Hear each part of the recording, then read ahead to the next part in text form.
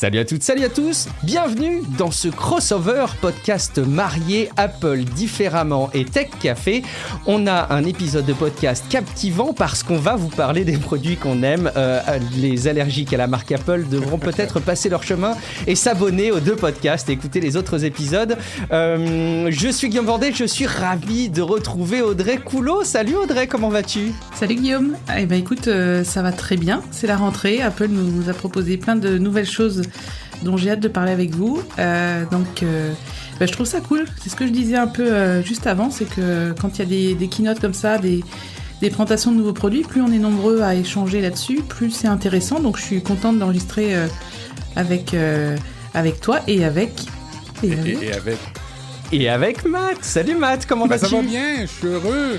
En toute transparence, présentement, je suis en train de racler les fonds de tiroir, d'appeler ma banque et de faire des prêts pour parler des objets dont on va parler dans cette émission.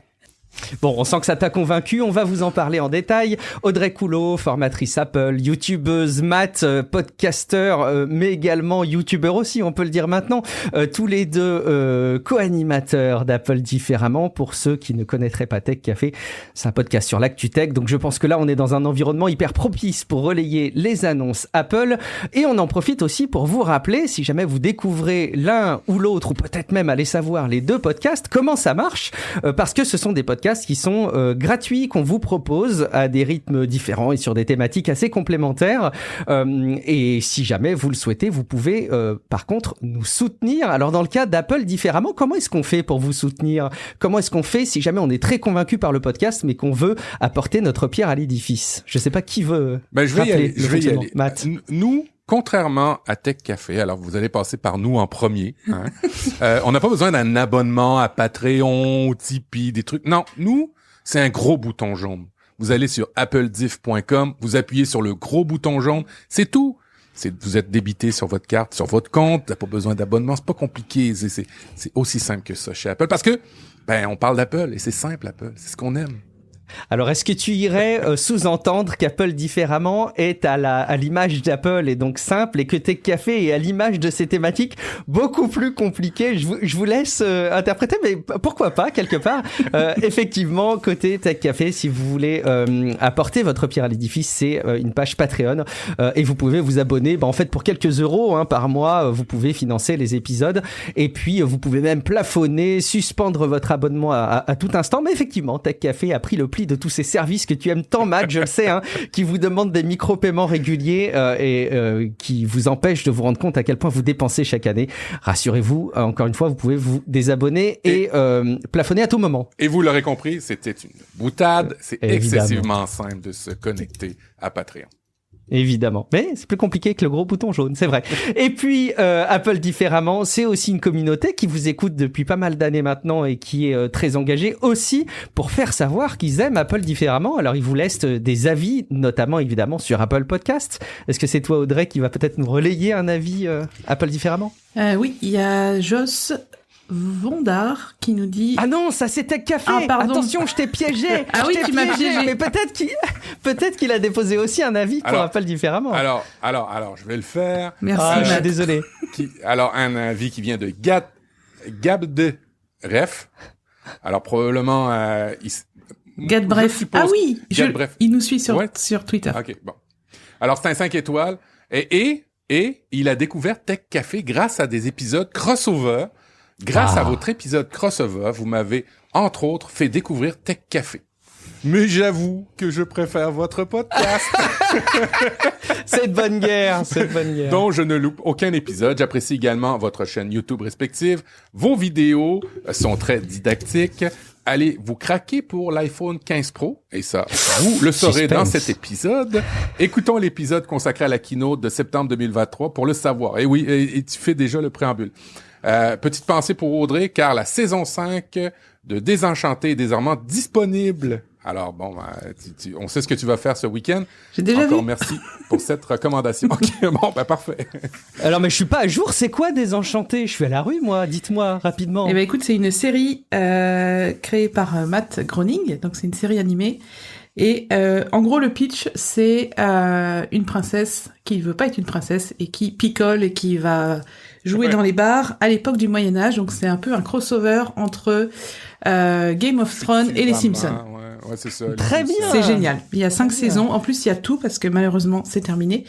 Il y a 5 parties et je me fais tatouer le personnage principal parce que ouais, je suis fan de Bean. C'est vraiment une fille incroyable. Donc regardez Désenchanté. Avertissement toutefois, ne pas écouter ça avec des jeunes enfants. Erreur que j'ai fait.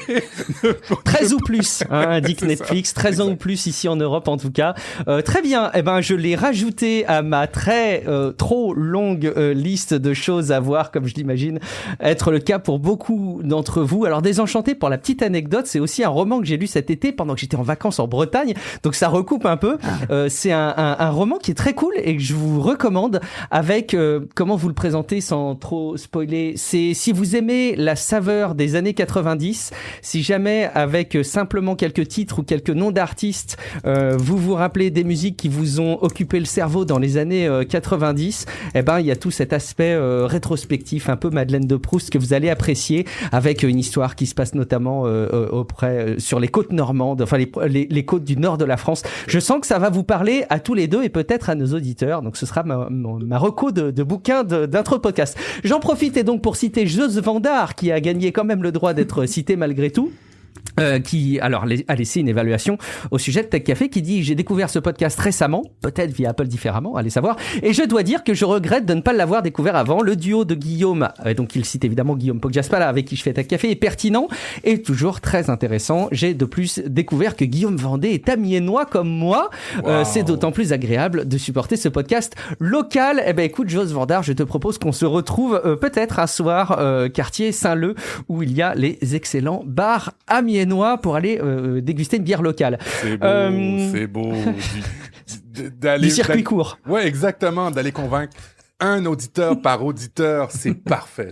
Ah, écoute, on investit de sa personne comme on peut. Et souvent, les communautés de podcasts, c'est aussi des auditeurs qui sont toujours hyper bienveillants et très agréables. Oui. Donc, c'est toujours un plaisir de vous rencontrer. Allez, j'aimerais juste rajouter des gens très intelligents, qui ont beaucoup de culture.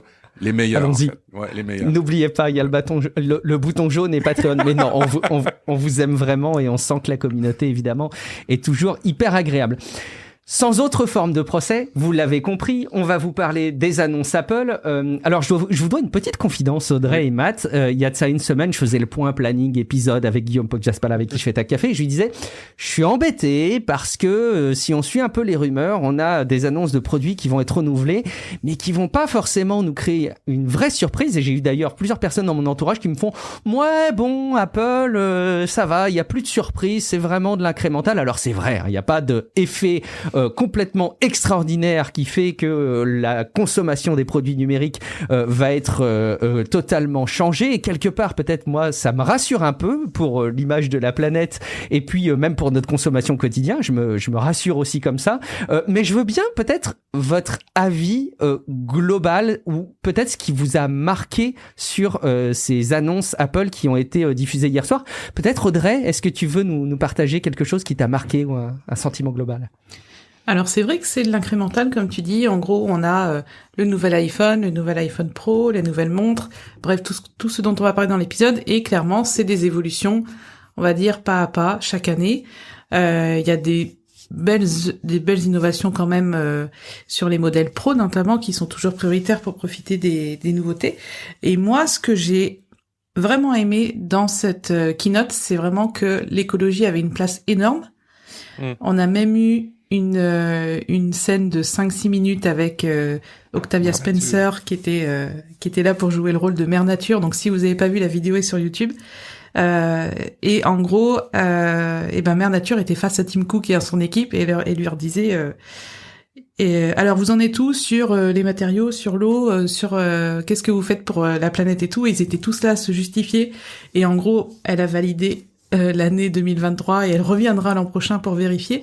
Et j'ai trouvé ça... moi, ce que j'aime chez Apple depuis toujours, c'est la durabilité des produits. Alors, c'est sûr qu'ils coûtent plus cher, même aujourd'hui encore, même si globalement, depuis 15 ou 20 ans, les prix baisse quand même, sauf pour les iPhones. Mais pour les ordinateurs, etc., on achète à long terme. Et ce qui me fait continuer d'aimer d'Apple, je sais pas du tout français ce que je viens de dire, mais ce qui fait que je continue à aimer Apple, c'est son implication au niveau écologie. Beaucoup de gens disent que c'est du greenwashing et que c'est juste pour paraître investi, correct, etc. Et selon moi, quand Apple a aujourd'hui annoncé le premier produit neutre en carbone, ils sont pas obligés de le faire et je pense qu'il n'y a pas d'autres fabricants d'informatique qui arrivent à ce niveau-là aujourd'hui. Donc, moi, c'est ce que j'ai vraiment aimé dans cette keynote, c'est que de bout en bout, tout cet aspect écologique a été pris en compte. C'est un point qui aura marqué, ça c'est clair, une séquence aussi longue dans une présentation, on n'en avait encore jamais eu. Et j'allais dire, c'est pas en plus une séquence qui a été diffusée comme ça en fin de course, hein, quand il reste un quart d'heure, on comble un peu. C'était vraiment installé dans le discours. Matt, est-ce que tu veux réagir sur cette prise de parole et cette orientation encore plus accentuée autour de l'écologie et est-ce qu'il y a autre chose que tu voudrais souligner qui t'a marqué? J'ai été voir quelques commentaires dans sur les sites, que ce soit MacG, que ce soit Mac Forever, les grands francophones au niveau d'Apple. Et puis, le commentaire qui revenait souvent, c'est exactement ce sentiment qu'Apple a l'air de stagner. En même temps, on dit qu'il a stagné, il a sorti un produit révolutionnaire pour la communauté il y a quelques mois. Alors, tu sais, faut faire la part des choses par rapport à Apple. Et puis, pour son empreinte écologique, Apple, c'est un train. Apple, c'est un train. Le reste, c'est des locomotives. Alors, s'il peut envoyer les gens dans la bonne direction, on peut juste s'en réjouir. Ouais, c'est un point hyper important. Moi, je fais aussi partie de la team hyper enthousiaste sur ces aspects-là. Mais il y a quand même toujours une composante de moi qui me dit, et c'est de bonne guerre, hein, et je pense qu'on peut tous tomber d'accord, mais que ça les arrange bien aussi d'avoir les petits boutons verts qui convainquent peut-être encore un peu plus le consommateur de certains achats. Le fait qu'évidemment, les packagings sont de plus en plus compacts et donc ils économisent sur les transports. Mais c'est aussi une manière peut-être de donner une empreinte aux efforts écologiques qui est positive. C'est-à-dire que pendant beaucoup d'années, et on fait une petite parenthèse et on sort peut-être un petit peu de la conférence, mais on nous a présenté les efforts à faire en matière d'empreinte écologique pour l'activité industrielle comme étant quelque chose de limitant et sur lequel il faut faire des efforts. Je pense que par plein d'aspects, c'est vrai, mais il y a aussi une manière d'appréhender les choses qui est bassement mercantile et après tout, pourquoi pas si on peut contenter les efforts écologiques et y gagner quand on est une entreprise comme la leur, après tout, tant mieux. Et c'est peut-être comme ça qu'on peut le retenir aussi. Et je crois qu'au final, on n'est pas dupe non plus sur certaines composantes de ces discours écologiques. C'est des points intéressants. J'ai écouté une vidéo de Numérama qui présentait le nouveau Fairphone qui est sorti dernièrement, qui est un téléphone réputé pour être réparable. Mais qui, dans le test, est conseillé. Hein. Je vous le dis, vous allez le voir, le test est vraiment bien fait. Il démonte le Fairphone avec un tournevis, ils peuvent réparer tout. Mais la conclusion, pareil, du journaliste à la fin, c'est le Fairphone, c'est super bien, mais au niveau des photos, de la prise de photos, des ralentis, de l'interface... surtout photos. Hein, Ouais, c'est ça, c'est pas encore tout à fait évolué. Puis la conclusion, c'est que... la deuxième grosse marque à faire autant d'efforts, peut-être pas au niveau de la réparabilité aussi simple que Fairphone, c'est Apple. Et puis, je dis, quand on voit, moi autour de moi, je vois des gens qui ont des Samsung, qui ont toutes sortes de téléphones ou toutes sortes de tablettes. Quand c'est brisé, bonne chance pour réparer. Bonne chance aussi, pour avoir un appareil qui va durer sur le temps, qui va avoir une valeur de revente ou lequel il y a un marché en dos. C'est un écosystème complet, c'est pas juste ce qu'ils font, c'est super bien ce qu'ils font, hein, mais c'est aussi la complémentarité de toutes ces actions-là. Ouais, je voulais juste ajouter que au-delà de réparer, recycler, c'est que déjà, eux, au niveau de la conception du produit, ils partent à partir de plus en plus, et je pense qu'ils vont y arriver à 100%, de matériaux recyclés. Donc par exemple, là, ils ont dit, c'est la première fois que dans les batteries des Apple Watch, il y a plus le cobalt est 100% recyclé. Donc en fait, leur but c'est de ne plus puiser dans les ressources naturelles pour fabriquer leurs produits. Donc alors c'est sûr qu'on tape sur Apple par rapport à la réparabilité, même si le dernier iPhone, l'iPhone 15, il a au niveau de notre note de réparabilité, il a 7,5 sur 10, donc ça progresse. C'est mieux que celui d'avant. Et quand on voit que, par exemple, quand ils conçoivent l'Apple Watch, la 9, la nouvelle, ils disent qu'elle est neutre en carbone et ils incluent également notre consommation électrique qu'on va utiliser pour la recharger. Ils vont loin quand même. Ils seraient vraiment pas obligés de faire tout ça. Et moi, je pense qu'ils sont sur la bonne voie et qui devraient servir d'exemple pour les autres, même si c'est pour avoir une belle image et tout ça. En fait, on s'en fout. Les efforts, ils sont là. C'est ça qui compte, en fait. Je trouve d'ailleurs, Audrey, que tu cites le truc qui, moi, m'a le plus marqué. Il y a eu toute cette séquence avec Mère Nature qui, d'ailleurs, donne un côté, alors, pour certains, gênant, pour d'autres, rigolo, pour d'autres, très convaincant autour de ce discours. Mais je trouve que tu as cité le truc qui est le plus fort en matière d'engagement sur les domaines écologiques, parce que cette compensation de la recharge de ta montre, c'est clairement un truc. Pour le coup, tu disais, ils sont pas obligés de le faire. Bon, il peut y avoir des éléments de réglementation et tout, mais vraiment, ça, c'est le truc. Tu dis, ils sont vraiment super pas obligés de le faire, quoi. C'est vraiment une action proactive de leur part. Et bon, ça peut être aussi un argument qui peut convaincre les plus enthousiastes de la lutte contre le réchauffement climatique. Mais il n'empêche que c'est vraiment le truc le plus volontaire qui soit. Je pense qu'on a fait le tour sur nos sentiments et ses orientations écologiques, mais vous allez voir qu'on va dérouler d'autres éléments de cette présentation qui vont attester de ces messages. Moi, ce qui m'a marqué, c'est très égoïste, c'est le prix en baisse, parce que voilà, moi je suis un peu égoïste, je ne pense qu'à moi et à ma possible future consommation au niveau de la famille des produits Apple. Donc je vois que les prix baissent, donc je me réjouis. Quand même, un dernier mot autour de la réparabilité. Je dois vous confier une petite anecdote personnelle qui vraiment m'a fait mal au derrière. C'est celle de mon iPad Pro M1 12,9 pouces que j'avais depuis plus de 2 ans maintenant, 2 ans et 4 mois, et qui a affiché pas de manière définitive, mais régulièrement, elle venait et elle disparaissait, une bande de pixels morts, très visible, très disgracieuse. Et je ne peux pas m'empêcher quand même d'avoir cette expérience personnelle qui traverse un petit peu ma gorge quand on parle de réparabilité chez Apple, quand on sait que la meilleure solution qu'ils ont trouvée, c'est de me proposer une réparation à 950 € et qui se serait soldée par un remplacement. Donc j'ai trouvé d'autres façons de m'arranger. Ça t'oblige à te tourner vers des réparateurs tiers qui n'ont pas forcément des pièces certifiées, qui vont te faire baisser le prix. Mais je vous avoue, honnêtement, que ça m'a fait vraiment beaucoup relativiser tout cet aspect réparation. Évidemment, c'est une expérience perso. Hein. Et est-ce que tu as une question comme ça, mais après ça, c'est toujours une gestion de risque. Est-ce que tu avais envisagé au début l'Apple Care Plus?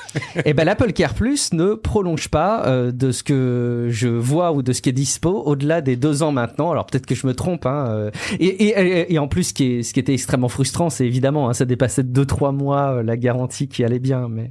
Normalement, t'as 3 ans. Moi, j'avais souvenir que c'était une 3e année, mais... Ouais. Chez nous, l'Apple Care Plus, tu peux l'acheter juste pour 2 ans ou en mensualité, un peu comme iCloud Plus et ainsi de suite. Ce qui fait que quand tu dépasses les 2 ans, 3 ans, 4 ans, la promesse, ça serait de toujours avoir un niveau de réparabilité sur tes appareils. Après ça, c'est une gestion de risque. Hein.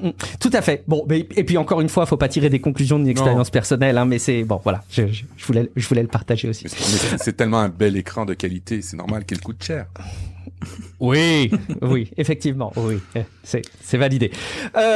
On va aller sur le déroulé de notre présentation. Je pense que finalement, on va reprendre, si vous en êtes d'accord, l'ordre de présentation, parce que finalement, il est bien réfléchi par Apple et puis il permet de bien restituer les choses. Un petit mot sur la scène d'intro où on voit beaucoup d'expériences de personnes qui ont leur vie qui a été sauvée par des produits Apple. Alors, on pourrait faire les mêmes parallèles que sur l'écologie. C'est noble, c'est humain, et en même temps, ça les arrange bien, c'est très convaincant. Et finalement, est-ce que le mélange de tout ça est négatif? Je ne suis pas sûr. C'est quand même un point plutôt positif au global.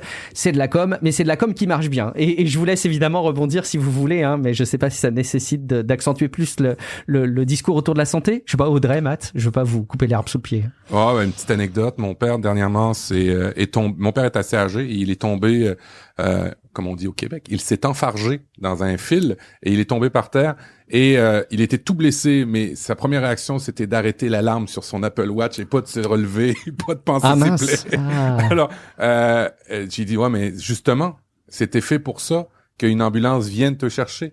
Alors, moi, je suis content qu'il ait cette moto-là, mais lui, sa réaction, c'était « Non, appelle pas l'ambulance pour rien, appelle pas l'ambulance pour rien. » c'est marrant l'inadéquation qu'il y a parfois entre les services qu'ils font et l'interprétation qu'on en fait.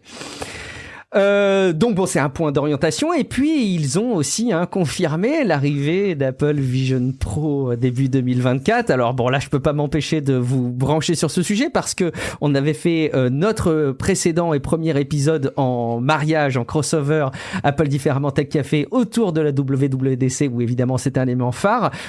Est-ce que il y avait des voix qui disaient ils en ont pas dit beaucoup, c'est louche pour un produit qui arrive en début 2024, et d'autres qui disent vous voyez, ils l'ont pas oublié, c'est donc que c'est bien confirmé et que c'est un produit qui arrive. Est-ce que vous avez un sentiment qui a évolué par rapport au Apple Vision Pro depuis la WWDC ou pas? Je serais curieux d'avoir votre réflexion avec quelques mois de recul, Audrey. À vrai dire, je l'avais un peu oublié. En fait, j'ai vraiment passé beaucoup de temps sur ce sujet quand ils l'ont annoncé. Et puis, il n'y a pas vraiment eu d'infos, de choses comme ça que j'ai pu lire, sauf la mise à disposition de Vision OS, sauf que personne n'a le casque, donc c'est un peu compliqué. Et je l'ai eu parce que j'ai un compte développeur Apple et que j'ai reçu les mails. Mais sinon, il n'y avait pas eu trop d'infos nouvelles sur l'avancement, sur les choses qu'on aurait pu découvrir par la suite. Donc je l'avais un peu oublié. Moi, j'ai pas trop douté qu'il sortirait en temps et en heure. Après, je pense que ça va rester un produit de niche. Ouais, je pense comme on l'avait dit au départ, quoi, vu son prix. Ouais, non, moi bon, on verra quand il sera là. Matt, tu parlais tout à l'heure de plan budgétaire que tu faisais. Est-ce que tu as prévu une ligne sur l'Apple Vision Pro ou pas? Ouais, l'Apple Vision Pro, ça me rappelle quand Bob Lutz est arrivé à la tête de General Motors. Bob Lutz est arrivé à la tête de cette compagnie-là et il a dit, ça prend absolument un véhicule électrique. Et tous les ingénieurs ont dit non, on n'a pas planché là-dessus. Nous, on veut des véhicules à essence avec des gros moteurs V8 et tout. Mais ça, je vous ramène là il y a 30 ans. Et puis ils ont écouté parce que c'était le patron, ils ont fait ça, ils ont fait le véhicule électrique. Et puis Bob Lutz l'a présenté à l'époque devant tout le monde, à quel point c'était révolutionnaire. Et tout le monde a fait waouh, c'était révolutionnaire. Et puis, les mois ont passé et d'un seul coup, on le voyait de moins en moins, ce produit-là, et on en entendait de moins en moins parler. Et finalement, il a été mort et enterré. Ce qui me fait dire, parce que ce que j'ai lu, c'est que c'était quand même une position assez forte de Cook de sortir ce produit-là, c'est que j'ai l'impression que l'histoire se répète, mais pour une autre compagnie. À suivre. Est-ce que c'est le produit qui est sorti trop vite parce que le patron le voulait absolument pour avoir marqué le coup chez Apple? Est-ce que il y a plein de choses? Mais moi, ça me rappelle vraiment cette histoire-là de chez Bob Lutz, chez General Motors. Bon, c'est pas très enthousiaste de ta part. Ça veut dire que tu n'as pas sollicité ton banquier pour le financement de l'Apple Vision Pro. Est-ce que ce sera le futur Newton? Il faut payer l'iPhone avant, il faut payer ouais, c'est vrai. Chaque chose il sort avant. C'est vrai.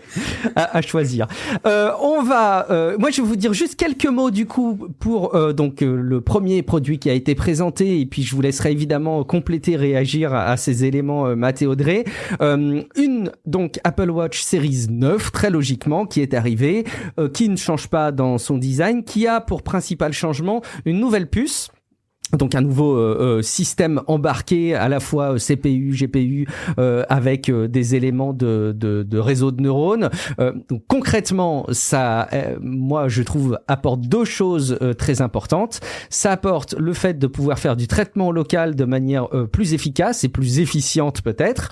Donc notamment les instructions à Siri vont pouvoir être traitées en local, la reconnaissance vocale va être plus performante et plus rapide.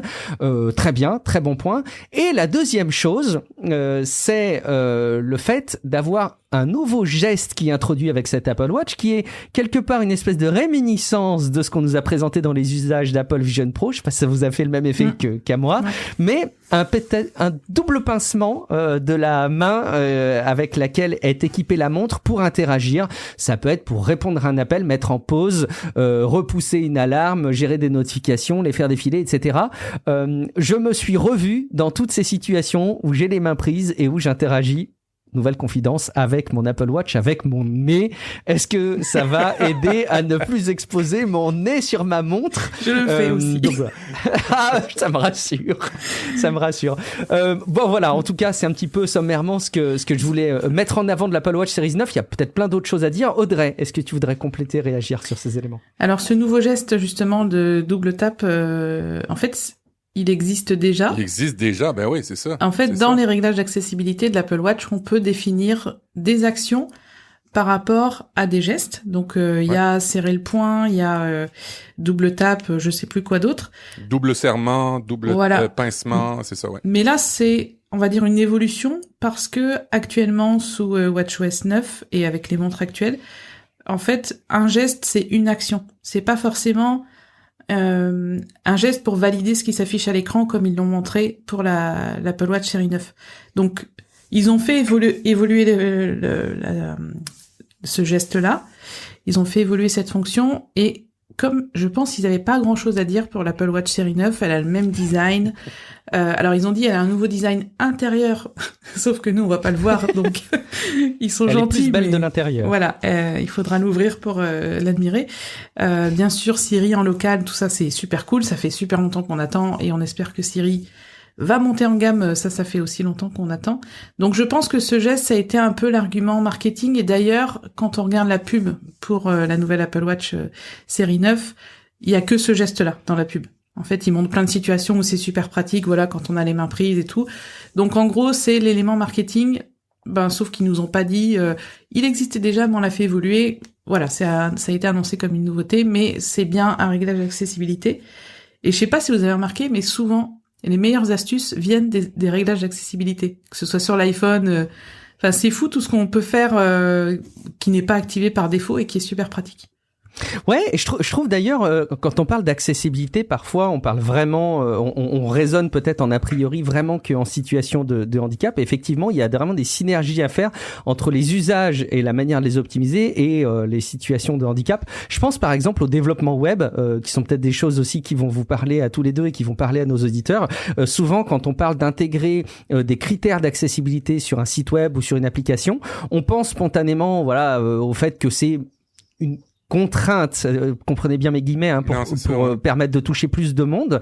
Et de fait, on se rend compte que souvent, un site internet, par exemple, qui est bien optimisé pour les personnes en situation de handicap et pour l'accessibilité de manière générale, eh ben, ça aide vachement au référencement, à la vitesse de chargement, aux interactions, etc. Donc, c'est vrai aussi, quelque part, j'ai l'impression, pour le matériel et les interfaces homme-machine comme la montre. Matt, cette Apple Watch Series 9 fait-elle partie de cette ligne auprès de ton banquier, s'il te plaît? Elle ne fait pas partie de cette ligne parce que j'ai une série 9, série 7, ce qui fait que moi, ça correspond absolument à mes besoins. Non, il n'y a pas grand-chose dans les specs que j'ai pu lire rapidement, à part que la luminosité va à 1 nit, ce qui fait que on dérange pas quelqu'un au cinéma. Mais quand vous êtes au cinéma, avez-vous vraiment besoin d'encore une Apple Watch? C'est la question. Non, mais le mode spectacle en plus. Ouais, c'est ça. Mais bref, non, les rumeurs étaient qu'on soit sur un cycle de 2 ans sur les Apple Watch. Je sais pas pourquoi on a encore une série 9. Peut-être c'est la dernière et la série 10 arrivera dans 2 ans. Je le souhaite parce que c'est pas vraiment un produit où ça a l'air d'être compliqué à communiquer puis de sortir tout le temps des nouveautés alors qu'il est quand même bien abouti. Est-ce qu'on fait la petite blague sur la puce U2 ou pas? Vas-y. Oh, oui. Vous vous souvenez de l'album de U2 qui était mis en force dans l'ordinateur et qu'on n'a pas pu enlever? Oui. L'Apple Watch est équipé d'une puce U2 qui vient remplacer la puce U1 et quand j'ai vu U2, j'ai pensé à U2 et je me suis dit je vais faire des cauchemars de cet album qu'on n'arrivait pas à supprimer, c'était l'enfer. Donc voilà, c'est la petite blague par rapport à U2 et elle permet quand même techniquement une localisation encore plus précise puisque c'est la puce pour l'ultra wideband pour avoir de la localisation très précise. Qui est d'ailleurs vraiment une interaction toujours magique. Hein. Enfin, je sais pas vous, mais quand on géolocalise ces AirTags comme ça, qu'on a la petite flèche qui nous indique, c'est assez remarquable. Et de voir tous ces produits qui évoluent en ce sens, c'est vraiment du confort qu'on peut avoir. Donc effectivement, 1 nit dans le noir. Donc en gros, c'est juste lumineux comme il faut pour voir le minimum, mais sans que ce soit plongé dans le noir. Et jusqu'à 2000 nits, donc elle est plus lumineuse. Il y a un nouveau boîtier rose, comme tu l'as dit Audrey tout à l'heure, qui est assez élégant, je trouve. C'est pas un rose trop flash ou trop discret. Je trouve qu'il est très bien équilibré, il est très joli. Évidemment, comme tu l'as dit Audrey tout à l'heure, un point qui est quand même assez intéressant d'être souligné, c'est la compensation de la recharge chez nous. Donc vraiment, je voudrais être sûr que tout le monde comprend, mais on est tous les trois avec notre montre, on la recharge chez nous et l'électricité consommée pour la recharger, Apple en prend connaissance et grosso modo, ils font un gros gloubi-boulga de toutes les personnes comme nous qui rechargent leur montre et vont faire de la compensation carbone de cette recharge. C'est bien ça. Je pense pas que ça se passe comme ça. C'est-à-dire que déjà, donc l'Apple Watch série 9 est le premier produit d'Apple neutre en carbone. Donc déjà, bravo. Ça veut dire qu'elle n'émet, pour sa fabrication et sa livraison, elle n'émet aucune émission de CO2, ou du moins Apple on a compensé. compense. Alors j'ai regardé les rapports techniques. On voit les années, ça a vraiment diminué énormément, rien que pour la fabrication. Donc là, ils compensent le peu de kilos de CO2 nécessaires à la fabrication en faisant des projets, en reboisant des endroits, en produisant de l'énergie solaire. Et dans ce concept de fabrication, dans cette fiche de fabrication, de consommation, il y a le nombre de recharges estimées pour la durée de vie de l'Apple Watch.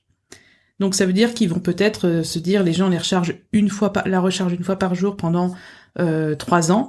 Donc on va déjà mettre du bonus, du crédit carbone dans la vente, dès la vente en fait. Donc qu'elle serve ou pas. Donc ils ne nous traquent pas notre rechargement, Audrey. Donc tu me rassures. Non. Ils auraient pu chiffrer, ils auraient etc. pu. Ça aurait été rigolo. Ils le font peut-être en fait. Peut-être. Mais en tout cas, c'est très chouette, quelle que soit sa manifestation, comme on disait tout à l'heure, qu'ils aillent dans ce sens-là.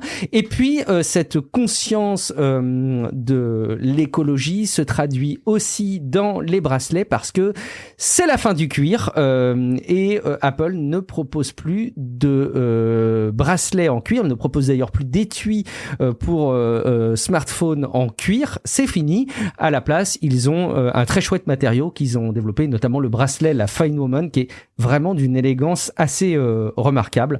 Donc on voit qu'ils vont jusque dans le souci du détail sur ces caractéristiques-là. Ouais. Est-ce qu'on passe à l'Apple Watch Ultra 2 ?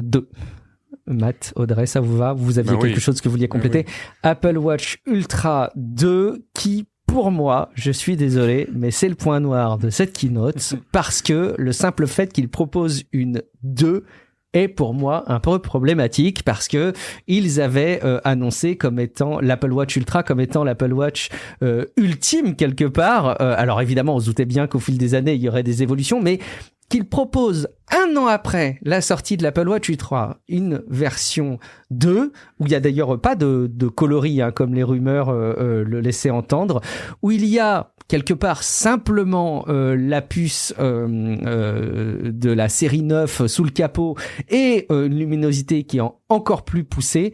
Je me demande si finalement ils auraient pas créé la surprise, évidemment d'un point de vue vente ça aurait peut-être été moins bon, mais créer la surprise à dire non, la 1 elle est tellement bien qu'on la met pas à jour tout de suite. Je sais pas ce que vous en pensez. Je provoque. Dans Apple Différemment, on parle très souvent du rythme de sortie des nouveaux appareils, et on se dit qu'Apple pourrait marquer le coup en disant, par exemple, on renouvelle nos iPhones ou nos Apple Watch que tous les 2 ans, voire tous les 3 ans. Enfin, évidemment, au niveau marketing et commercial, c'est pas impossible, mais il prendra un très gros risque. Et là, moi j'ai pas trop compris en effet pourquoi ils sortaient une Apple Watch Ultra 2. Ok, elle a la fameuse puce U2 dont on parlait tout à l'heure, une meilleure luminosité, la nouvelle puce S9, mais ils auraient pu s'en passer. Matt, je comprends pas depuis le début j'étais vraiment impatient de confirmer la rumeur que les Apple Watch étaient sur des cycles de 2 ans, incluant l'Ultra. Pour moi, ça fait pas de sens vraiment d'avoir une 2 aussi rapidement que ça, alors que c'était supposé d'être l'Apple Watch ultime. Mais une fois qu'on a dit ça, ça reste une entreprise et puis il faut faire vendre des produits. Mais quand même, j'essaie de retrouver pendant qu'on se parle les rapports qui montrent que les cycles de renouvellement, même des gens, ont complètement diminué et changé et s'adaptent aussi.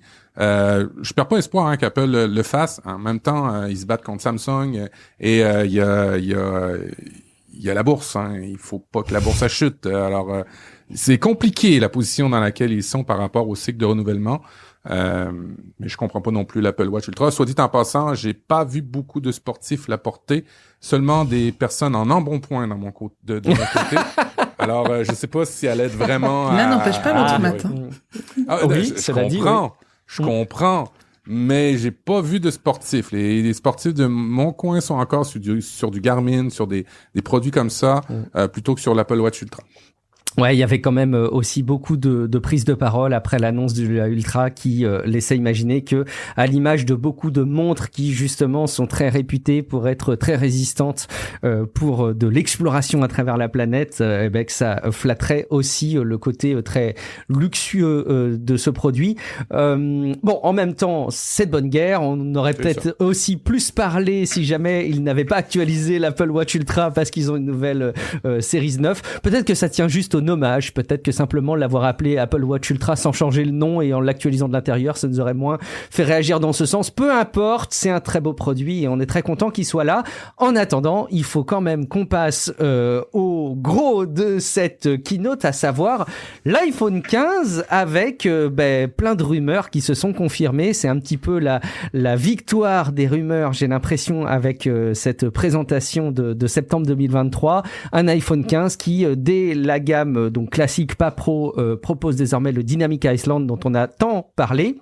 Un écran plus lumineux, toujours une version à 6,1 et 6,7 pouces pour la version 15 Max, un dos en verre qui a été un petit peu revu et qui est un peu plus unifié, avec des évolutions sur les objectifs. Je suis sûr que vous allez vouloir réagir sur ces éléments, des éléments d'usage notamment sur la prise de vue en mode portrait qui sont assez cool et qui offrent pour moi un petit peu plus de souplesse, une nouvelle puce, la A16 Bionic, et puis surtout, enfin, on l'attendait, l'USB-C. Ah, on va enfin pouvoir commencer à se projeter dans un avenir où on n'aura pas plusieurs câbles quand on est dans un écosystème Apple.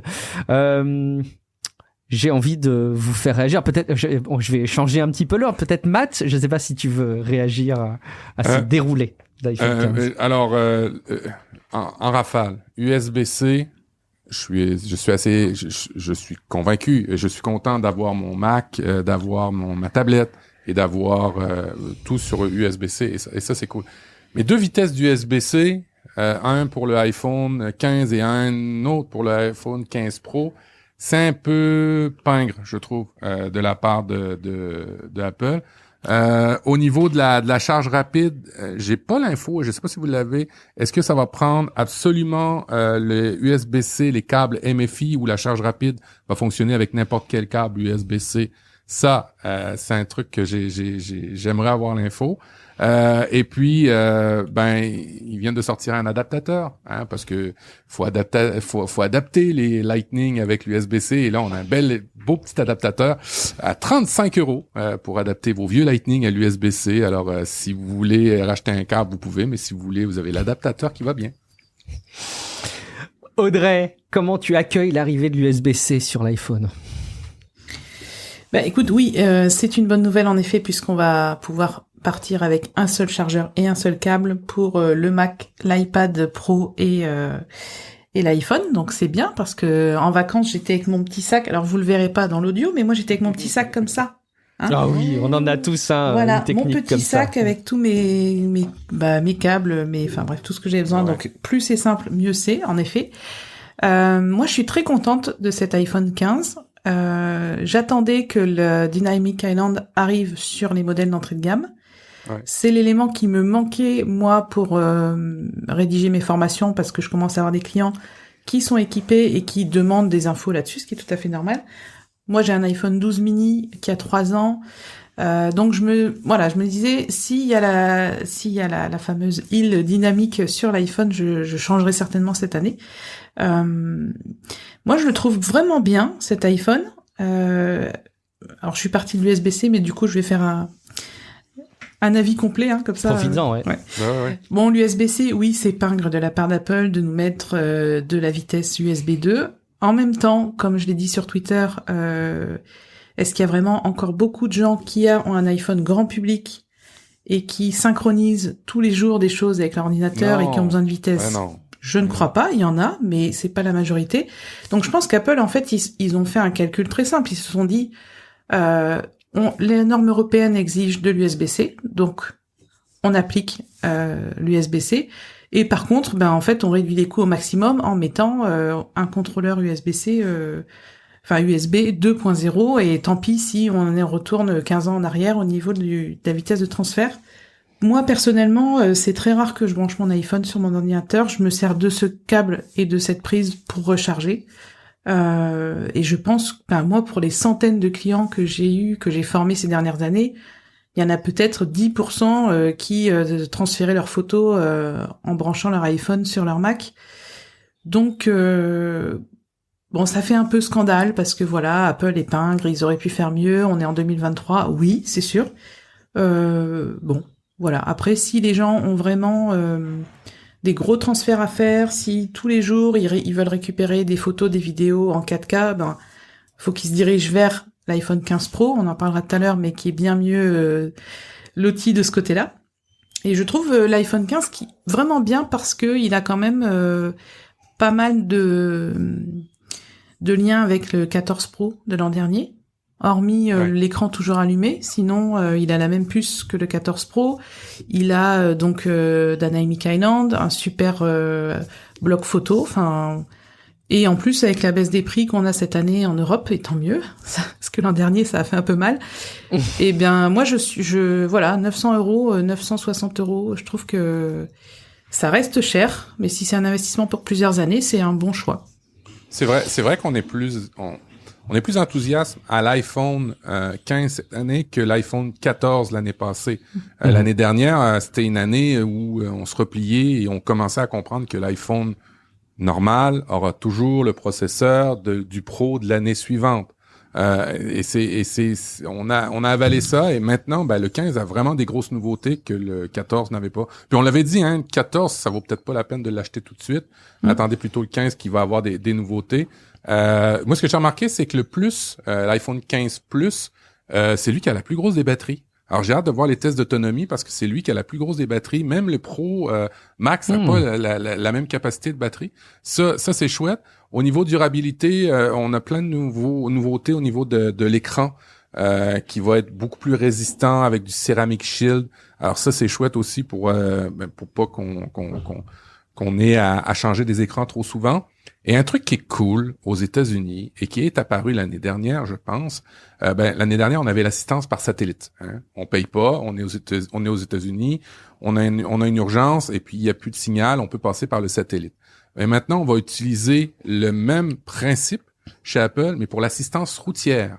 Et ça, dans un continent où les espaces sont très grands, c'est vraiment intéressant. Alors, l'assistance routière, je sais pas si c'est le bon terme en France, mais quand vous tombez en panne, quand vous avez un pneu crevé, quand vous avez besoin d'assistance pour votre véhicule, il y a plus d'essence, il y a quelque chose qui a brisé, appelez une dépanneuse, appelez un remorqueur pour t'amener au garage.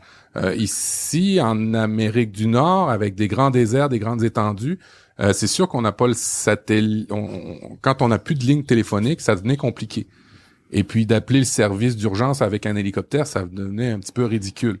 Mais là, on a avec AAA, c'est l'assistance routière américaine, et je me croise les doigts qu'on puisse l'avoir ici au Canada, parce qu'on a à peu près le même principe au Canada, d'avoir cette assistance routière. Ça fait beaucoup de sens, inclus dans tous les iPhones sans avoir à payer.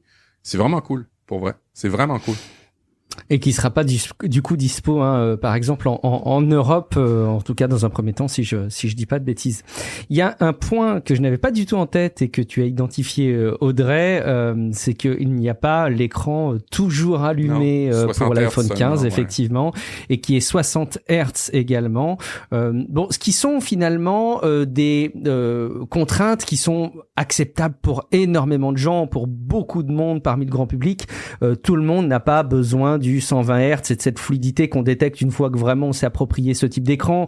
Cet écran toujours allumé, est-ce qu'il est vraiment si utile que ça au quotidien? J'ai l'impression que les tests en un an sur le 14 Pro n'étaient pas complètement non plus convaincants. C'est du plus, hein, forcément, mais ça nécessite pas forcément de se jeter dessus, et c'est pas un game changer comme on dit en termes d'usage. Donc oui, c'est un iPhone 15 qui est plutôt équilibré, bienvenu, qui va convaincre énormément de monde.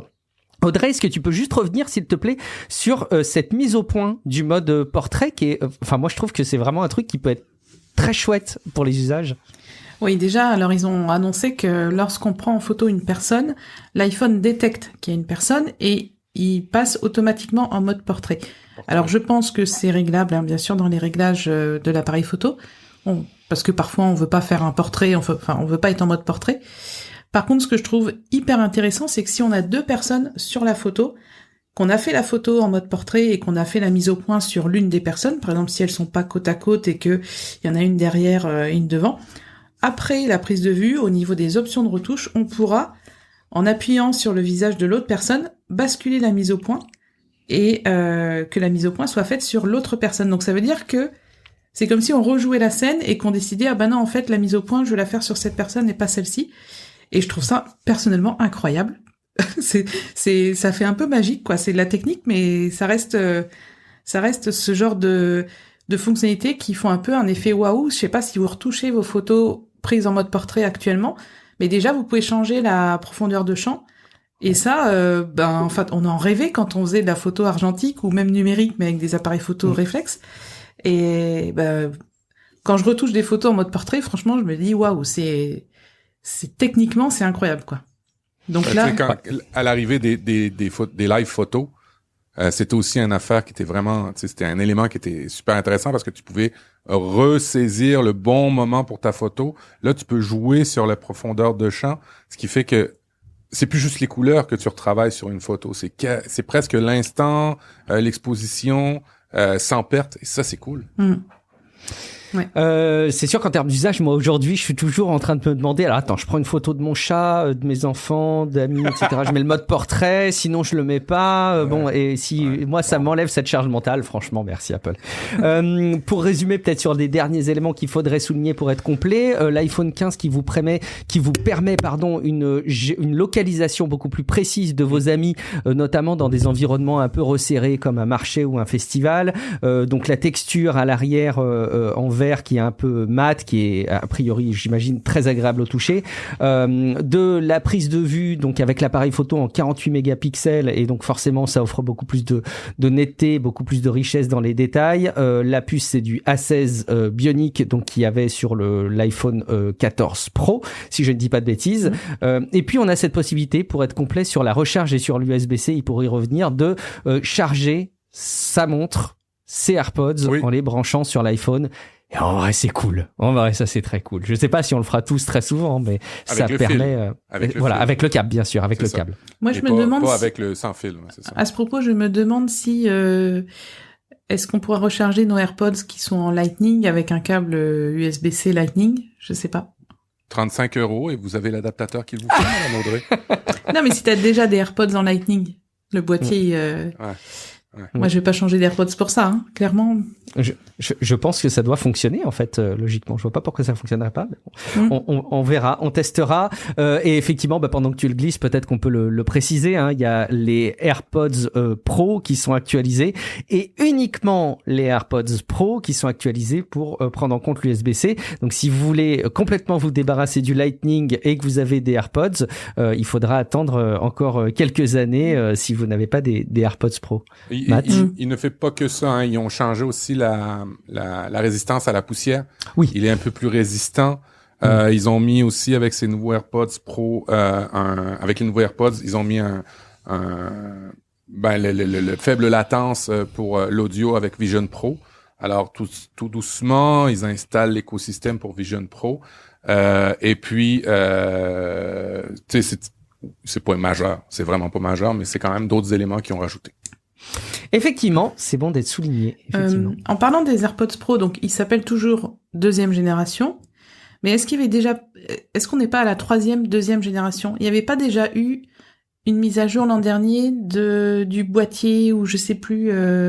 Ah, mais là, si t'as les AirPods Pro deuxième génération 2019, comment on va reconnaître les AirPods Pro de deuxième génération 2023? Pour moi, on serait limite à la 4e génération, là, en fait. Je sais pas pourquoi ils restent sur le 2. Ils nous ont écoutés sur nos discussions de tout à l'heure qui laissaient entendre que quand on incrémente trop les versions d'appareils, d'un point de vue perception d'image sur le plan écologique, c'était pas satisfaisant. Tu vois? Et finalement, ils le font sur les AirPods Pro. Non, mais t'as raison, Audrey. Je pense qu'il y a eu plusieurs générations. Ça, c'est sûr.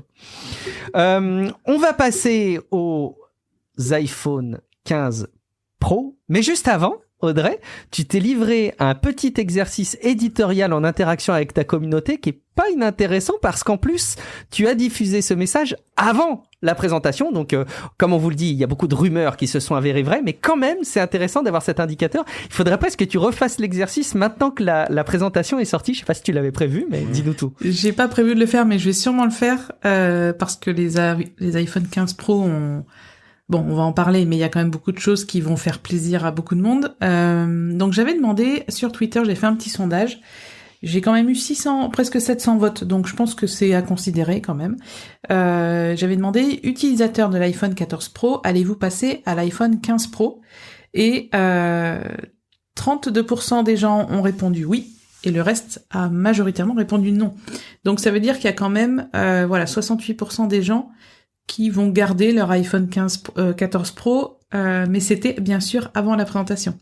Je vais refaire le sondage, mais je pense que j'aurai moins de participants, parce que ça y est, l'effet est un peu passé, mais c'est vrai que ça serait intéressant. Mais j'ai trouvé ça bien que y a quand même une majorité de gens qui vont garder leur modèle de l'an dernier. Bravo à eux. Ouais, sur les forums, ce qui revenait souvent, la plus grosse nouveauté de la part de la keynote, c'était la baisse de prix, hein, c'était top numéro 1, c'était la baisse de prix. Je serais curieux d'avoir le sondage après. Effectivement. Baisse de prix, ça veut dire aussi que les modèles d'occasion vont devoir baisser aussi. Ajuster, voilà. Ça casse toujours un petit peu le marché de l'occasion aussi. Alors, justement, cet iPhone 15 Pro, quelques mots là encore pour le présenter avant de vous laisser enchaîner. Alors bon, comme d'habitude, hein, le Pro, c'est le même que l'iPhone de l'année, mais en mieux, un peu plus cher, mais en mieux. Et qu'est-ce qu'il a de mieux? Eh ben, comme le disaient les rumeurs, ça s'est confirmé. Ah oui, petite parenthèse, parce que c'est important quand on parle des produits Apple, les iPhone 15 et 15 Pro ont un bord un peu moins plat et un peu moins abrupt que les générations précédentes qui étaient très angulaires, avec des angles bien marqués. Et ils ont gardé ce principe-là, mais avec une très légère accentuation de l'arrondi des coins. Il faut le voir, évidemment, c'est pas très radiophonique ce que je suis en train de décrire, mais de l'aveu de ceux qui les ont pris en main, c'est plus agréable. On est tout à fait disposé à les croire, surtout quand on n'y a pas encore mis la coque de protection qu'on va tous mettre. Alors donc le 15 Pro, il est constitué d'une structure tout autour dans son cadre en titane, qui est un matériau qui est très solide et plus léger que l'acier évidemment et que l'alu. Il est dispo lui aussi en 6,1 et 6,7 pouces. Il retrouve donc ce petit design avec ses bords qui sont légèrement arrondis. Un titane qui est disponible en noir, en argent, en bleu ou en titane naturel, qui est une espèce de gris un petit peu très légèrement doré. Et il a surtout un bouton silencieux qui a disparu. Vous allez me dire, c'est moins bien qu'avant ça, Guillaume. Oui, mais ils ont remplacé ce bouton silencieux par un bouton d'action comme il y a sur l'Apple Watch Ultra. On va en reparler. La puce, c'est une A17 Pro. Ils ont peut-être voulu souligner la nouvelle taille de gravure. Donc, ce sont des puces qui sont gravées en 3 nanomètres, qui propose, alors j'imagine c'est lié peut-être aussi un peu au processeur, hein, un transfert en USB-C en 10 gigabits par seconde pour faire plaisir à Matt, et il propose avec la combinaison des objectifs des prises de vue qui vont être compatibles, tenez-vous bien, c'est une autre occasion d'en reparler, avec l'Apple Vision Pro, donc les vidéos qu'on va pouvoir tourner avec cet iPhone 15 Pro, avec certaines modes de prise de vue, vont nous permettre de profiter de vidéos plus immersives pour l'Apple Vision Pro. Il est moins cher que l'iPhone 14 Pro. Ça baisse de prix, mais ça, vous avez compris que c'était quelque part l'enseignement de cette keynote. Audrey, qu'est-ce qu'on peut souligner de plus sur cet iPhone 15 Pro ? je trouve ça vraiment très les visuels et tout. Vous avez vu, c'est quand même très sombre. Ouais, Un jour, on va se dire, on est dans le noir complet, on ne voit plus rien. Non, c'est une blague, mais en gros, le titanium, ça va être l'effet waouh. Sauf que, comme tu l'as dit, on va tous mettre une coque dessus.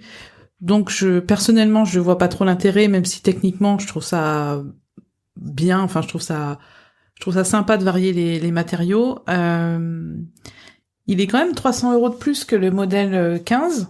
Donc, je pense qu'il faut vraiment avoir le besoin de toutes ces caractéristiques avancées. Par exemple, on parlait tout à l'heure de l'USB-C avec l'USB 3 ou au niveau de la photo, bien sûr. Alors, on est quand même à 48 millions de pixels, donc on est un peu comme l'iPhone 15 en fait, même s'il y a un objectif en plus.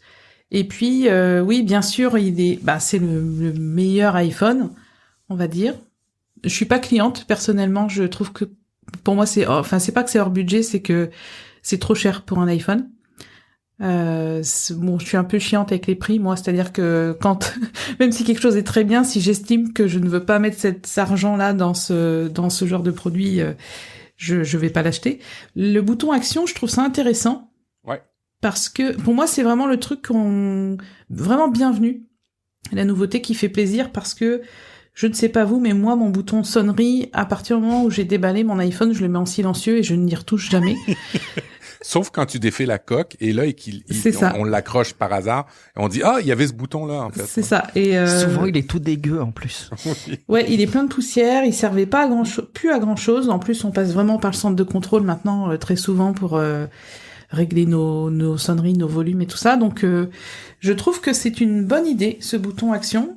Et par exemple, je l'imagine un journaliste qui fait une interview, s'il règle le dictaphone sur ce bouton action, en 2 secondes, il peut lancer le dictaphone. Donc c'est vraiment bien vu pour des usages pro qui nécessitent vraiment une rapidité d'exécution ou d'être plus efficace tout simplement dans ce genre de situation.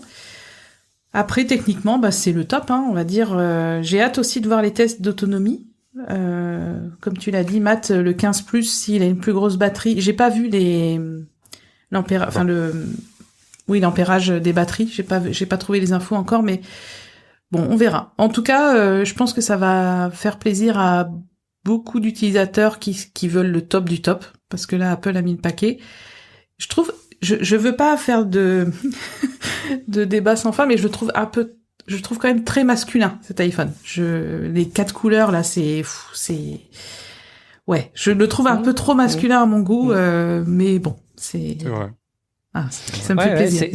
C'est sûr qu'il y a la version argent à la limite, hein, peut-être qui fait moins bonhomme, quoi, hein, moins archétype du mal. C'est très vrai ce que tu dis, ça en dit long d'ailleurs. C'est comme si on devait associer la nature pro d'un produit, si tant est que cette définition ait un sens, hein, on en a beaucoup parlé, à la masculinité. Et c'est assez vrai. Et d'ailleurs, peut-être même par certains aspects, l'Apple Watch Ultra, est-ce que c'est vraiment un design qui pourrait être plus facilement apprécié par les femmes que les hommes? Bon, c'est un beau sujet et c'est très bien que tu le relèves, Audrey, parce que c'est toujours gênant quand dans des podcasts animés que par des hommes, il y a ce genre de sujet qui est soulevé, ça rend pas les choses très crédibles. Matt, on sait que lui, il fait partie de ta ligne de commande de vendredi. Alors, qu'est-ce qui t'a convaincu? Oui, pour expliquer, là, on fait tout le temps attention de dire qu'il faut acheter des produits quand vous en avez besoin, de dire qu'il faut les faire durer, et ainsi de suite. Bon nombre de personnes ont des packs de iPhone dans leur famille, avec un enfant qui a un iPhone, une conjointe qui a un iPhone, et puis bien souvent il y a toujours un conjoint qui a un iPhone, et tout dépendant de la série, il y en a un de la famille qui achète le plus récent, et puis après ça se déplace dans le reste de la famille. Alors j'achète pas ça parce que oui, j'aurais pu prendre une version moins chère, mais j'achèterais pas ça nécessairement parce que c'est un coup de tête, parce que mon fils a un iPhone 7. Je me suis justifié maintenant, je peux parler de l'iPhone 15 Pro. Toi, tu as un 11. Moi, j'ai un 11, et puis Marlène a un XR, alors on va tout décaler, et moi, je vais retomber sur un iPhone 7 Pro. C'est ça. Voilà, le cycle de la vie. Non, moi, ce qui m'a perturbé, c'est oui, le processeur est gravé en 3 nanomètres, et c'est peut-être pour ça, tu soulignes, Guillaume, qu'on a L'appellation nommé Pro. Ouais, l'appellation Pro. C'est vraiment la question. J'ai été vérifié. Et puis ça c'est vraiment nouveau, là, une puce mobile chez la génération A ou de la catégorie A chez Apple qui s'appelle Pro. C'est la première fois d'habitude. Avant, on n'avait rien du tout. Après ça, on a eu Bionic. Maintenant, on a Pro. Alors, on a une certaine évolution. Alors, plus rapide en USB-C. On l'a dit, mais comme tu disais, Audrey, il y a pas vraiment tout le monde. Est-ce qu'il y a encore beaucoup de gens qui l'utilisent? Peut-être cette catégorie de clients vont utiliser l'USB-C, mais il y a aussi le Wi-Fi 6E, parce que l'iPhone 15 a pas le Wi-Fi 6E. Alors ça, c'est aussi bienvenu parce qu'on va avoir plus de fichiers. Ce qui amène à discuter de fichiers, parce que maintenant, on a 2 catégories d'iCloud Plus qui se sont rajoutées. On a plus de stockage dans iCloud Plus. On a plusieurs terras maintenant qu'on va pouvoir ajouter pour nos forfaits. Au niveau du bouton d'action, je trouve ça vraiment chouette parce que on avait des actions possibles avec l'iPhone en tapotant dans le dos. On pouvait faire des trucs, mais encore là, c'était dans les composants d'accessibilité. Là, on le ramène en avant avec un bouton qui va enfin servir parce que l'autre, on s'en servait pas. Et pourquoi je switch? Parce que foncièrement, quand vous regardez les prix dans la catégorie 15, quand vous regardez les prix, ça se justifie le $300 de plus pour avoir plus. Je m'explique.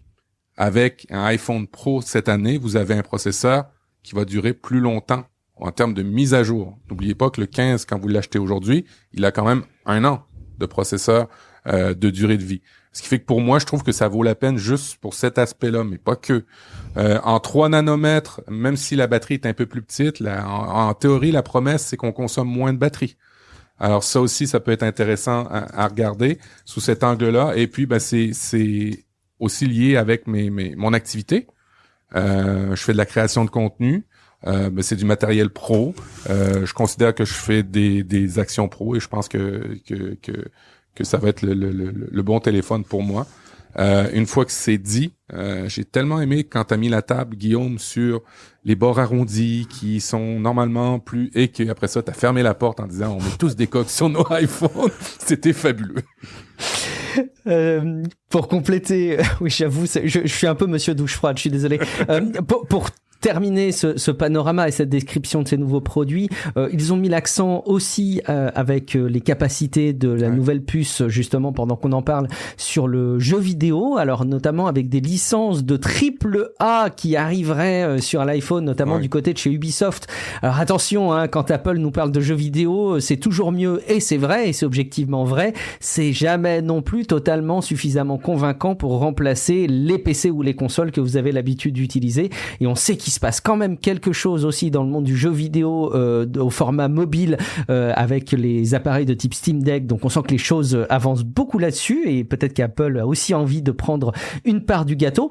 Et puis il faut aussi qu'on détaille un tout petit peu ce que permettent ces nouveaux formats de capteurs de l'iPhone 15 et de l'iPhone 15 Pro qui sont d'avoir des focales subtilement différentes avec les différents objectifs, et notamment par exemple avec l'iPhone 15 Pro, vous pouvez vous retrouver donc avec votre ultra grand angle en x.05, un ultra grand angle à 13 mm, donc d'un côté macro et de l'autre côté à 13 mm, un objectif principal à 24 mm qui peut se décliner en 28 mm, donc ça vous change un petit peu la manière dont la captation de l'image se fait, une version à 35 mm, un téléobjectif x2 à 48 mm, et uniquement dans le cadre de l'iPhone 15 Pro Max, donc pas dans le cadre de l'iPhone 15 Pro mais 15 Pro Max, la plus grande version, il y a ce téléobjectif x5 en version 120 mm qui est plutôt un équivalent x3 dans l'iPhone 15 Pro pas max.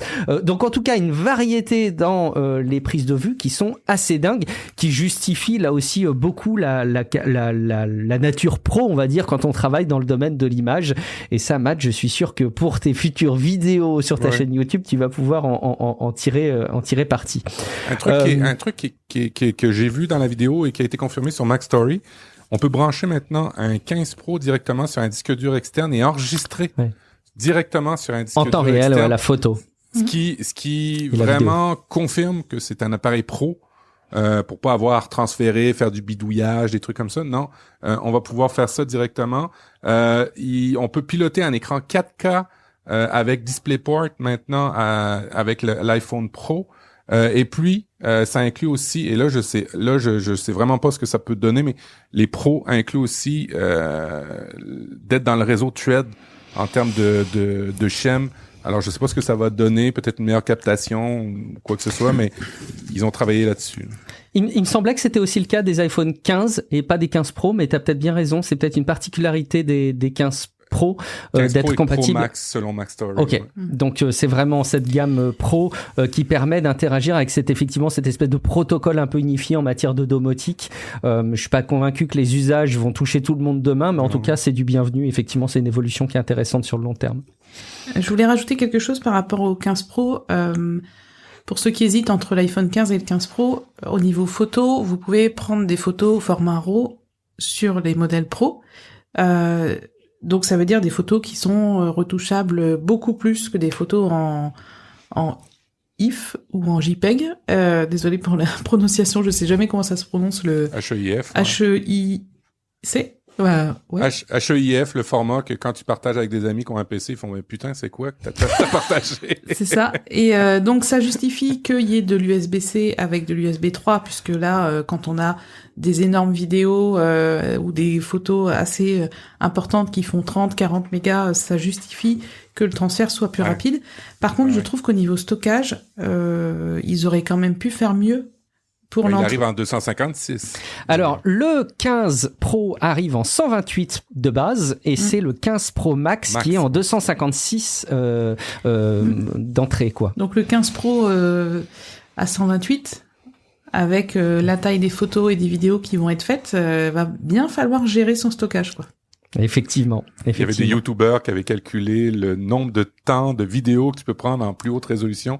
Et je pense que tu le comptais en minutes avant de saturer ton iPhone. Aïe. Oui, effectivement. C'est pour ça, faut voir le prix de base. Alors, on dit qu'il y a 300 € de différence, mais si on veut plus de stockage, si on a besoin d'adaptateurs, etc., enfin, faites le compte global de ce que vous avez besoin. Et surtout, par rapport au stockage, faut vraiment avoir une gestion soit cloud ou soit en direct sur un support externe, mais il faut y penser. Ils sont pas revenus sur le problème des Pro, des 14 Pro, où l'usure de la batterie se ferait plus vite que les iPhones d'ancienne génération, c'est-à-dire que habituellement vous regardez dans l'usure de votre batterie après 2 ans, on est à 90% pour un usage normal, et pour un Pro, ça se fait en une année ou même quelques mois. Alors ils sont pas revenus là-dessus.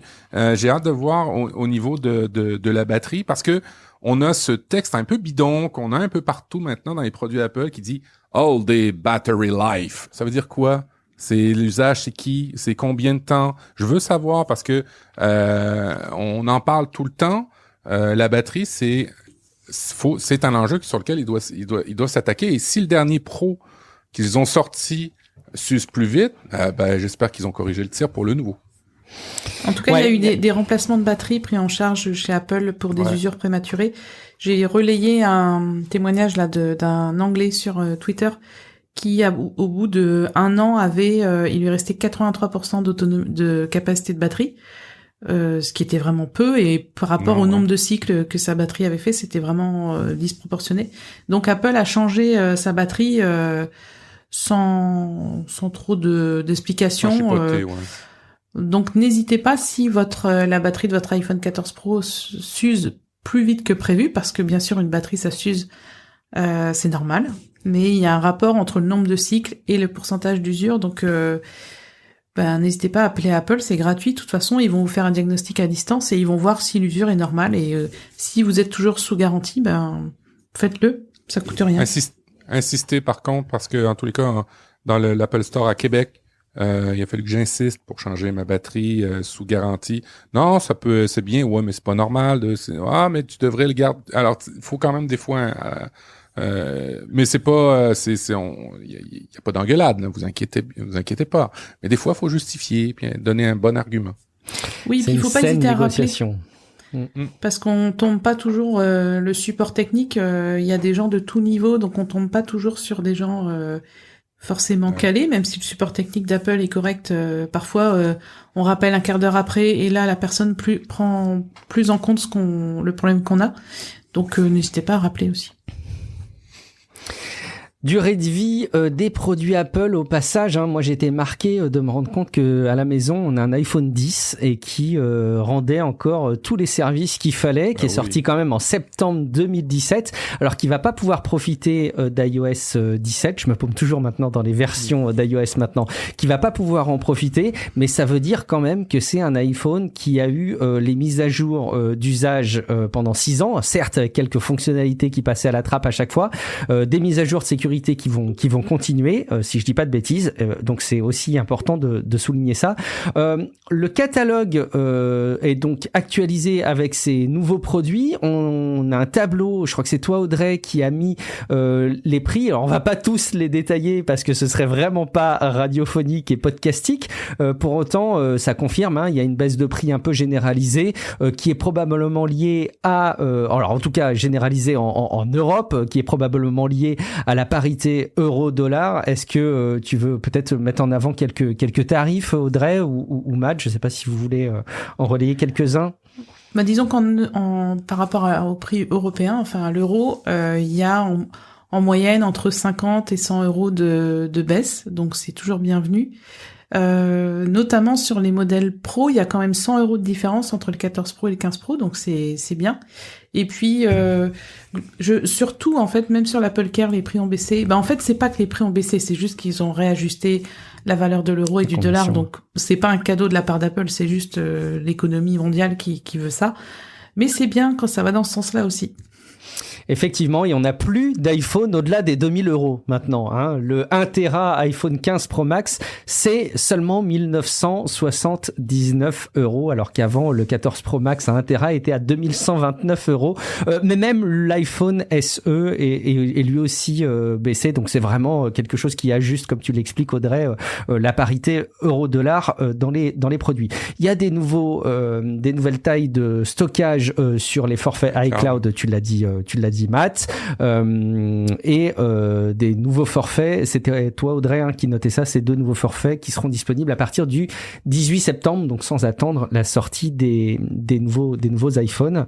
Je pense qu'on a fait à peu près le tour sur les annonces Apple. On se doit quand même de relever aussi quelques petites infos qui n'ont pas été annoncées, mais vous savez, hein, après chaque conférence Apple, il y a aussi les infos qui passent un peu sous la trappe parce qu'ils peuvent pas tout dire ou parce que parfois ils ont pas forcément envie de les mettre en avant. Peut-être une chose qu'on peut dire, et puis je vous laisserai lister les éléments que vous le souhaitez, mais c'est que c'est la disparition de l'iPhone mini, si je dis pas de bêtises. Il y avait encore jusque-là un format mini, c'est plus le cas pour cette gamme 15. Je sais qu'il y en a beaucoup qui le regretteront. Est-ce qu'il y a des choses que vous vouliez relayer, Audrey, sur la liste de petites choses côté Mac Stories notamment? Tu as vu pas mal de choses. C'est moi qui l'ai. Oui. C'est toi qui les as rajoutés, Matt, pardon. Ouais, c'est ça. J'ai passé un peu l'information au fur et à mesure. Mac Stories, c'est une communauté non seulement de relayeurs d'informations, mais de développeurs. Et tous les petits points que je vous ai donnés venaient de ça. Okay. Alors, c'est une bonne source si vous connaissez l'anglophone, notamment Federico, qui est totalement très drôle et qui relaye des choses qu'on ne voit pas et qui a un œil de lynx. Bah écoute, on ira s'abonner à Federico, notamment sur Mastodon. Un dernier point aussi spécifique à la France. Ce serait dommage de pas le relayer dans cet épisode. Et oui, je pense que vous pouvez avoir peur de votre iPhone 12. Il est dangereux. Vous êtes peut-être exposé à des radiations excessives qui vont vous amener à aller voir le médecin. Alors non. Je voudrais pas minimiser malgré tout les enjeux réglementaires qu'il y a autour de ça. C'est évidemment des choses qui sont importantes, mais l'iPhone 12 serait menacé d'être retiré, voire rappelé dans le cas de la France à cause d'une quantité d'ondes émises qui dépasse les seuils réglementaires en France. Donc oui, l'iPhone 12 dépasse ces seuils réglementaires en France. Est-ce que c'est dangereux? Pas forcément, parce que les seuils réglementaires en France sont 10 fois inférieurs aux seuils qui sont identifiés par la communauté médicale dans le monde. Donc vous voyez qu'on reste quand même très très éloigné des dangers qu'on peut avoir, mais évidemment ça fait pas bonne presse et en plus ça tombe en même temps que la présentation Apple, donc c'est toujours un peu délicat. Si vous croyez au hasard, achetez-vous un billet de loterie parce que exactement. Je pense qu'ils en ont profité. Mais pour la petite histoire, ces normes-là sont arrivées peu après ces changements-là dans les normes, ce que j'ai lu. sont arrivés peu après l'iPhone 12, ou en tous les cas presque au même moment, ce qui fait qu'ils n'ont pas pu faire ces mesures-là. Mais il était dans les clous quand il est sorti, l'iPhone 12, par rapport à la réglementation française. Et en plus, c'est pas tout le corps qui dépasse. C'est pas la mesure de tout le corps, c'est vraiment la mesure membre. Parce que en France, vous calculez la mesure tête-tronc-membre, et je l'ai lu pour le comprendre, et c'est vraiment la mesure pour les membres où ça dépasse d'une 50aine de %, mais comme disait Guillaume, déjà c'est 10 fois inférieur à partout dans le monde, ce qui n'exclut pas que c'est des bonnes mesures, c'est des bonnes normes, c'est bien, mais faut mettre les choses en perspective. Les nouveaux, ils n'ont pas ce problème-là. Ce qui est vraiment drôle, c'est qu'un organisme de régulation profite d'un événement d'une entreprise privée pour communiquer là-dessus. C'est plutôt ça qui est très drôle. Ouais, et puis il faut savoir qu'une mise à jour sera certainement envoyée pour les possesseurs d'iPhone 12 et ça va régler le problème. Et en fait, c'était vraiment un coup de pub, j'ai l'impression, le jour... Ouais, enfin bon, c'est en effet, c'est pas du hasard. Vous avez vu, on travaille nous aussi. C'est ça, on existe. Maintenant qu'on vous a forcé à mettre de l'USB-C, on va aller plus loin, on va vous embêter encore plus. Non, c'est sûr que c'est évidemment un élément aussi qui joue en matière de communication. Ne paniquez pas, évidemment, et puis attendez probablement la mise à jour qui va être diffusée. Mais c'est très bien que ça soit suivi. Ça, on peut juste s'en réjouir. Oui, alors après, ce qui est un petit peu embêtant, c'est le terrain fertile que ça va donner aux complotistes et à la désinformation qui vont évidemment s'appuyer sur cette information qui du coup est vraie, factuellement vraie, mais évidemment va être transformée. Et on a vu d'ailleurs des médias d'information avec des guillemets sur Twitter récupérer le sujet de manière complètement tordue. On pouvait s'y attendre. Je crois qu'on a fait... Oui, Audrey? J'avais juste un petit mot à dire sur l'iPhone mini, oui. Parce que j'ai moi-même un iPhone 12 mini et je crois que c'est le meilleur iPhone que j'ai eu en termes de maniabilité, de taille dans les poches, voilà. Même si son autonomie était réduite par rapport aux autres, là, ça fait 3 ans que je l'ai. Ça va faire 3 ans en fin octobre. Et ça y est, ma batterie, elle est arrivée à 81% d'usure, donc il est temps. Mais il a quand même tenu 3 ans en sachant que j'en ai un usage quand même assez intensif. Donc comme quoi, c'est déjà pas mal pour une si petite batterie. Et peut-être qu'on peut prendre un pari sur le prochain iPhone SE, qui est souvent présenté au mois de mars, chaque année. Et peut-être que l'iPhone SE sera un iPhone mini. Peut-être qu'ils vont intégrer Face ID dans l'iPhone SE 4, on sait pas. Mais en tout cas, je pense que ce format a une clientèle et que ça serait dommage qu'Apple ne propose que des iPhones grands. Là, si je repasse sur un 15, ça va me faire bizarre parce qu'au niveau du poids, au niveau de la taille, ça va beaucoup changer. Mais en tout cas, j'espère que le prochain iPhone SE aura Face ID et que ça sera un mini iPhone, quoi. C'est plein de bon sens de s'imaginer que l'iPhone SE et qui pourrait changer de nom serait finalement une version un peu plus compacte et optimisée, parce que le profil des publics qui achètent un mini sont à mon avis des profils de publics qui sont prêts à faire des concessions sur ces fonctions très avancées des technologies. Après, attention Audrey, 99 € pour remplacer ta batterie pour ton iPhone 12 mini, c'est finalement peut-être l'investissement le moins cher pour regagner en autonomie et en performance. On vous rappelle, vous pouvez faire changer votre batterie et souvent ça vous fait un gap de puissance parce que évidemment le processeur est ralenti quand la batterie est un petit peu en fin de vie, et vous gagnez en autonomie. Ça peut être intéressant aussi pour la planète. Merci alors déjà beaucoup à vous deux d'avoir participé à cette émission un peu crossover Tech Café Apple différemment. J'espère qu'on aura bien couvert l'actu. Est-ce qu'il y avait des choses que vous vouliez compléter d'ailleurs? Peut-être qu'il y avait des choses autour d'Apple ou concernant Apple ou autour d'Apple que vous vouliez partager, Matt? Non, je suis heureux d'avoir fait encore une fois cette émission en compagnie de ma sœur et mon frère de podcast. C'était vraiment une joie. Une affaire de famille. Merci Audrey. Partagé. Écoute, merveilleux. On va rappeler aux auditeurs où est-ce qu'ils peuvent nous retrouver. Alors tout à la fois en tant que podcast et en tant que podcasteur et podcasteuse, ou plus si affinité. Audrey, où est-ce qu'on peut te retrouver? Eh bien, encore et toujours sur Twitter, enfin sur X.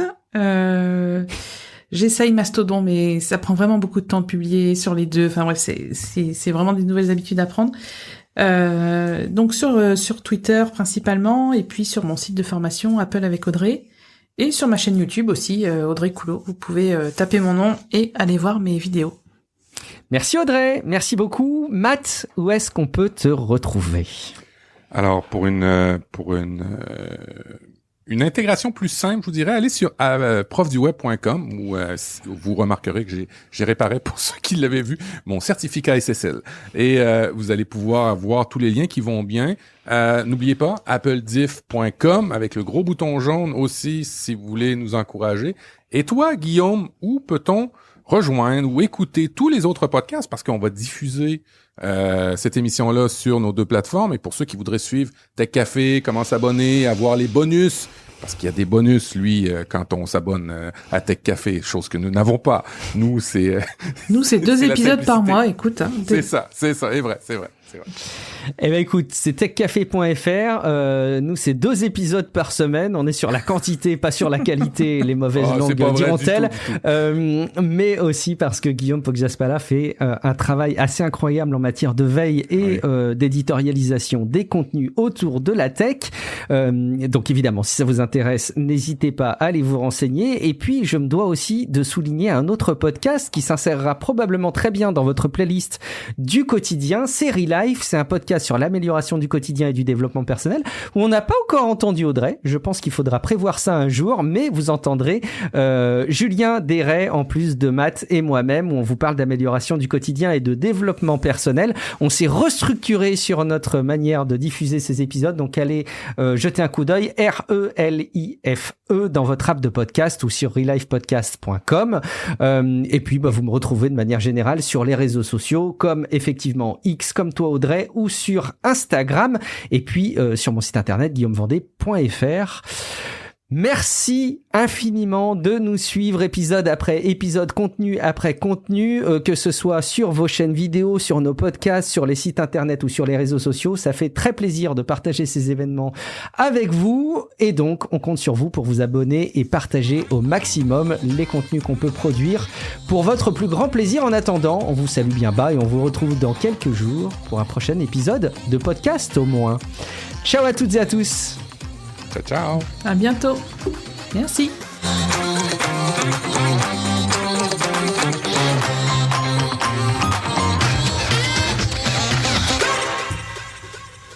Et pour ceux qui pensaient qu'il y avait une keynote et on n'avait rien à dire, vous êtes confondus totalement.